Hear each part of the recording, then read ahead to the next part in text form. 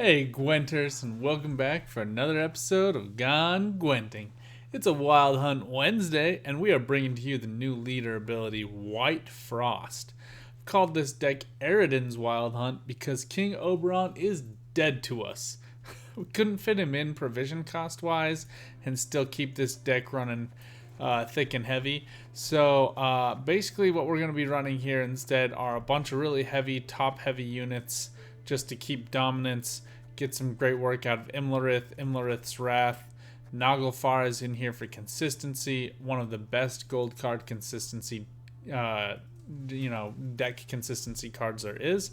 Reason for that is, now, I do want to say, if you are going to have Naglfar in your deck, you want to play it round 1 or round 2. And the reason for that is you're going to play one of the 2 gold cards, and the other one is just going to sit atop your deck so you can draw into it going into the next round. So I really do recommend getting that out early. It also does a good job if you can play Elves onto Naglfar. It does a good job of thinning your deck as well, increasing your chances of getting the draws you want. Parasite is an organic card. It's the only one you really don't have a grab to, but you can get it as a gold card with Naglfar. The one thing I will say is a negative, there are a lot of golds in here, most of which you have some good options.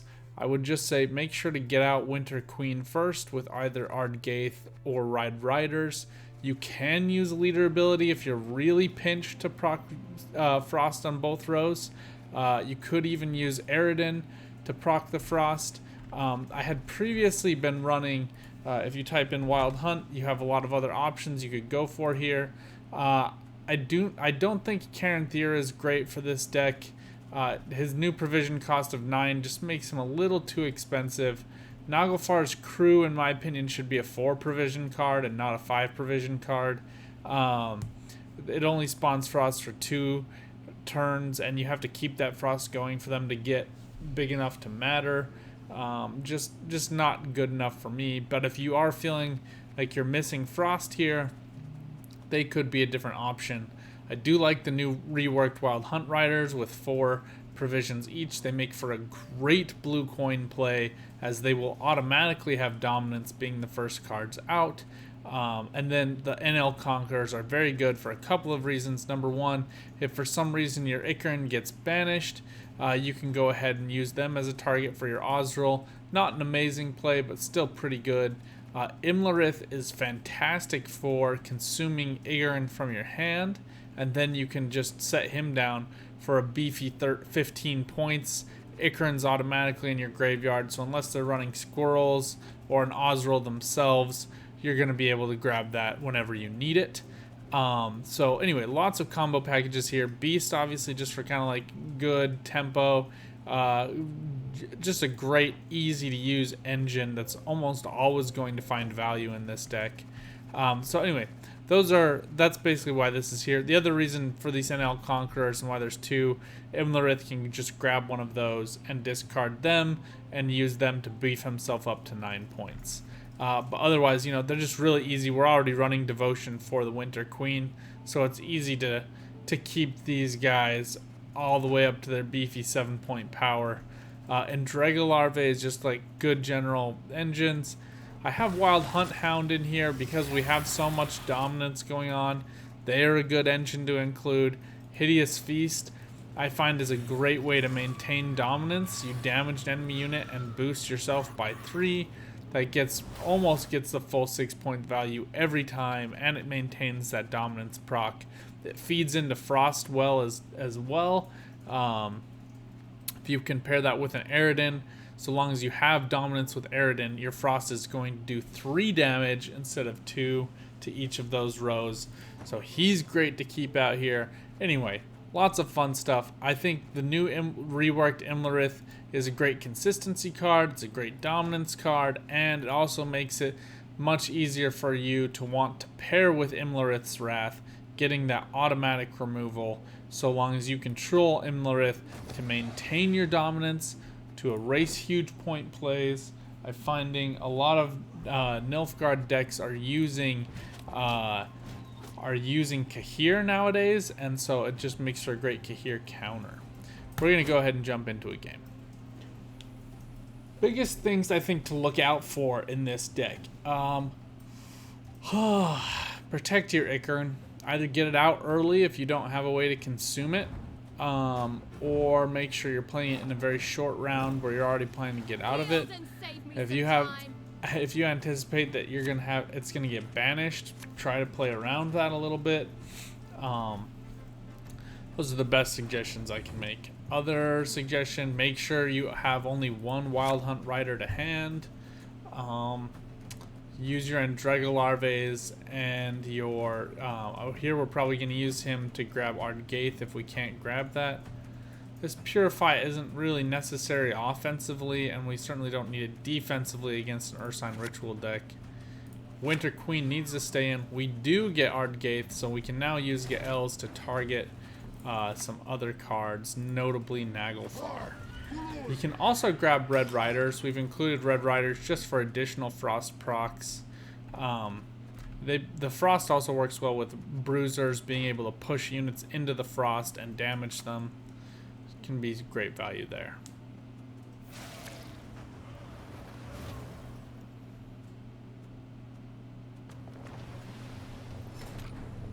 Here, I am going to go ahead and get out this Andrega Larva. In the event that he is using some Frost to maintain this distance, in the event that he puts something on the other row, I want this Frost to get maximum value. If he doesn't put something in the other row, we'll probably use this Frost, get out Winter Queen, and then push it back with Bruiser. Bruiser is also a 5-point card, so Winter Queen will end up getting boosted with her Thrive automatically. This Andrega Larva was automatically hit by this on-crate Longship, feeding into a good target for him. Blue Boy Lugos being a little bit annoying there, but not the end of the world. I think he's really trying to target our Andrega Larvae here.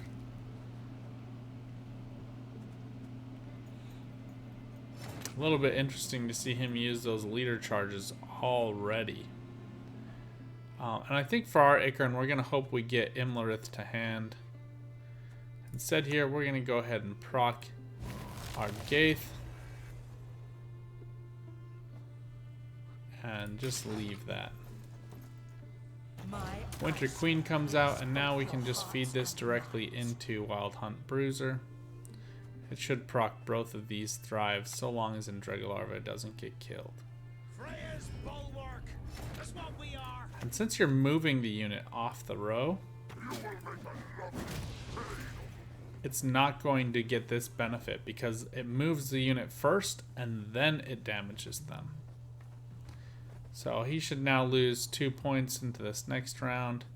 I think we're just going to use this Crystal Skull on Wild Hunt Rider. There's nobody else we really need to protect here.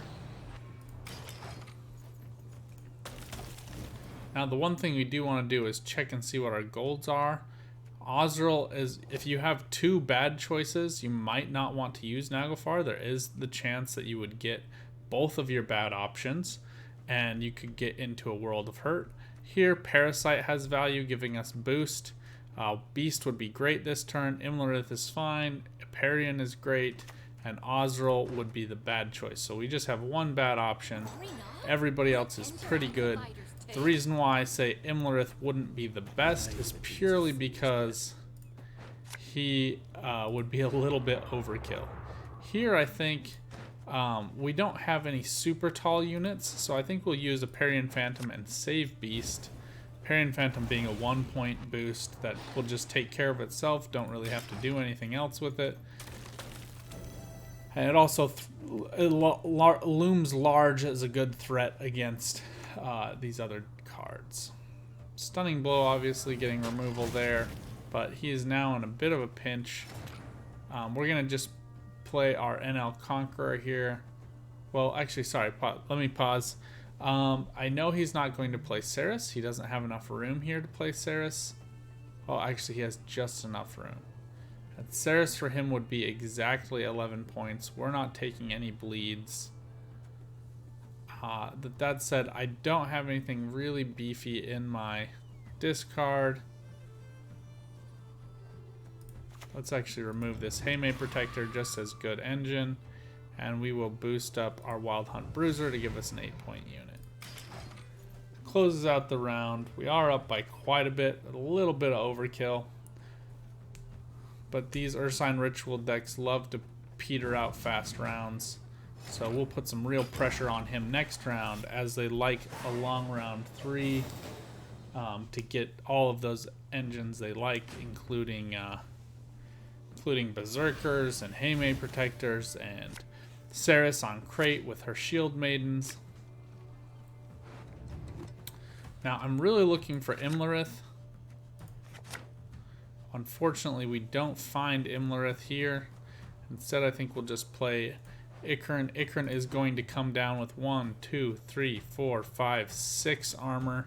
So not the greatest, but certainly not the worst. Obviously, if he has another stunning blow, we'll have some real troubles. It's very likely he does. Although so far, he's only run 1 of each card. A Shoop is possibility here. But Ceres isn't quite enough points, although he is using the last leader charge to get out his Bear Abomination.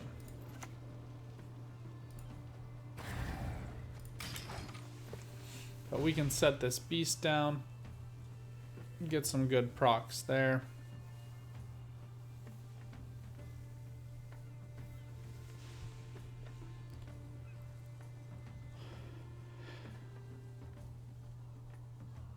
And again, we are really looking at getting a long round here. We might go ahead and play Eredin to this row, spawn Frost, and then spawn Ardgaith if he tries to play around that Frost. Just because we have this Ikarin, Beast will lap anything else that he plays.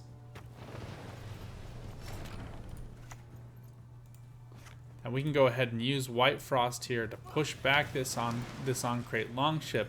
That row movement finding real value. Eredin now a great play to just put on the pressure. He's now going to take 3 damage each round from that Frost. So while a lot of people do like to hold this Eredin card for later rounds, I find him to be really effective even in this shorter round as well. Now we could use Imlerith's Wrath, but I think here we want to maximize our value. Ardgaith being the best option here if we're going to play out the rest of our cards. He now has Frost for 4 rounds. It will find value against that bear, but now he's forced to use his ability here to damage his own 6-point bear. In order to get this one to 6 points, it will go down to 3 if he does that. So this really does put a lot of pressure on Svalbard totems, which have usually been used for really high tempo plays for monsters. He's let this beast get out of control without dealing with Ikarin, so we have a lot of value stacked up here on the board. I'm waiting for Svalbard Champion to come out. It's possible that that's an option he's looking for, but here we might just have we might be close to shutting this one down. So the 3 damage will proc against Donar. I think he's trying to set up a kill here on Ikarin. So I think we are probably ready to take a pass here. The one thing I'm thinking though is the longer this goes, the more in danger I am of him having all the cards he wants next round, but I'm also in danger of going down a card, and I think that's what we're going to be looking at first. Imlerith and Ozril being our necessary grabs, but NL Conqueror is representing a lot of points for us. Beast continues to gain points for us. He's going to continue to take 6 points of damage, although Svalbard Fanatic is the top card here, so he will actually convert this over. He will still take 3 points on melee row.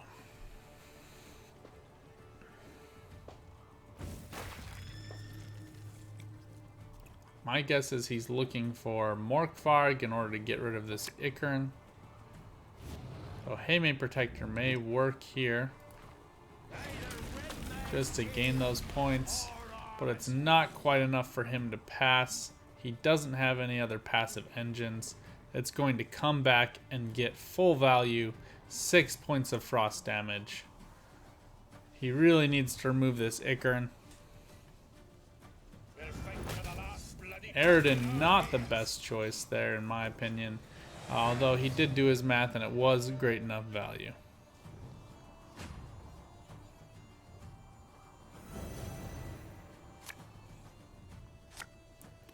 There's our Imlerith, there's our Ozril. Now Imlerith finding most value here in my opinion on this with this Imlerith's Wrath. You can also grab that card using our other friend. Sorry, I'm just looking real quick here. We do have one leader ability, so Bruiser could find value, but he is going to find a max of 7 points of value.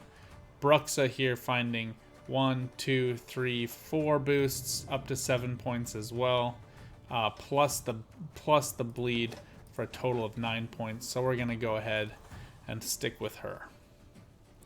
Now the one thing I have run into, you want to make sure with White Frost that you are proccing the maximum amount of damage, meaning you need to play it while your opponent still has 2 cards in hand, as it needs to come back to them twice, unless, like us, like you're seeing me have here, you have Last Say. Bruxa now a bit of a tough choice, just in that both of these units have Veil. So here I think we will actually go for Imlerith, as that bleed still represents 2 points of value. We'll discard one of those NL Conquerors, and the beauty here too is that we actually get another card.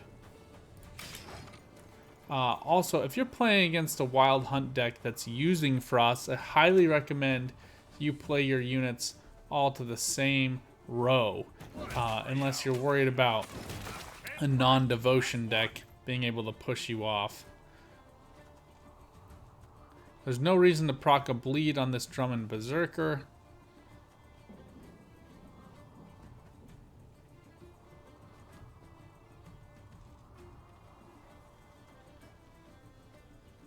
We do have dominance, and I'd like to maintain that, so we're going to purify this Tursik Invader. This one is nearly drained. Fetch me another. And we'll push her back to the ranged row and give that some damage up there too.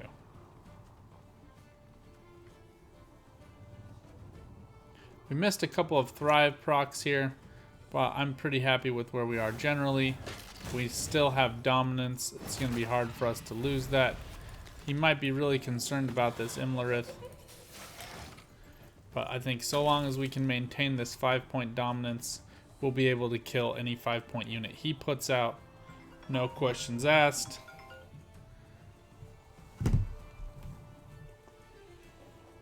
Hemdall here, though, representing good value for our enemy. Getting really lucky with his damage procs there. We're going to go ahead and use our NL Conqueror to guarantee 7 points of damage. But because we have Last Say twice, we'll be playing Ozril to grab our Ichern, and then Imlerith's Wrath to kill off most likely Hemdall. Trigvi here not finding value against NL Conqueror because of Veil. Just a very poor play from our opponent. I don't think he was familiar with how that card worked. Here we go ahead and grab Ichern. But even if he had found that value, you can see he forfeits, but we still had another 8-point removal in our hand. This deck, very good. Like I said earlier, for me, this deck represents the Eredin takeover against Oberon. Oberon just not finding as much value as I'd like. The biggest reason for that, and we'll be streaming more of this deck. If you join me on my Twitch stream and you want to see more videos, feel free to join me on my stream. But I think we'll just be doing a shorter one as we are still deck testing, and I'm spending more time on Twitch stream than I am creating videos for the next 2 or 3 days, just so we can get a best sense of which decks are working the greatest. But the biggest reason we're not using Oberon is because there's just so little consistency with him. He has a 12-point provision cost with only 5 points down on the board now. You're getting this Wild Hunt unit, but you don't know what that Wild Hunt unit is. This deck is very good at the bleed, making your third round not so awesome. And you have a chance of getting 1, 2, 3, 4, 5, 6, 7, 8 different cards. You get 3 of those 8 as choices. If I had a way of guaranteeing it was a Wild Hunt rider, he would be slam dunk, no questions asked, round 2 play to tutor out both of these Wild Hunt riders, plus the one that he is proccing. Not having that makes it difficult for me to suggest this high provision cost play, especially when the real value of him has to come in round 3, where you are playing multiple Wild Hunt units. Obviously, as you saw, we did play at least 3 with Eredin, 1 NL Conqueror, and Naglfar Taskmaster. That in total, had we played Oberon first, which we might not have wanted to do anyway, and we might not have drawn him, but best case scenario, he would be giving an extra boost to 3 units, bringing his total value to 8, and then we would be praying for like probably a Bruiser or an NL Conqueror for maximum points. NL Conqueror being the greatest tempo play that he can represent. And for me, that's just not as much value as you saw us getting from Ardgaith in round 2, and Ardgaith being a cheaper card with Echo. So that's basically where this decision is coming from. If you guys have other thoughts, you have other recommendations, let me know. But I'm enjoying this deck. I think it's a lot of fun. The ability to move 2 units with Leader creates a lot of flexibility for monsters in pushing off Nilfgaard specifically. Getting those Damien Delators, Stefan Skellens, and Kahirs off of their rows is highly valuable. Pushing off of Defender and then using Imlerith's Wrath to smash a very valuable unit can also be highly valuable. So lots of options, lots of tempo that you're able to get with Ikarin and Ozrel, as well as with Imlerith. I'm having a lot of fun with it. But you guys test this out. Let me know what you're thinking. If you have ideas for other monster decks, please put that down in the comments. But until next week, and until next time, good luck on the path. Get out there and keep on Gwenting.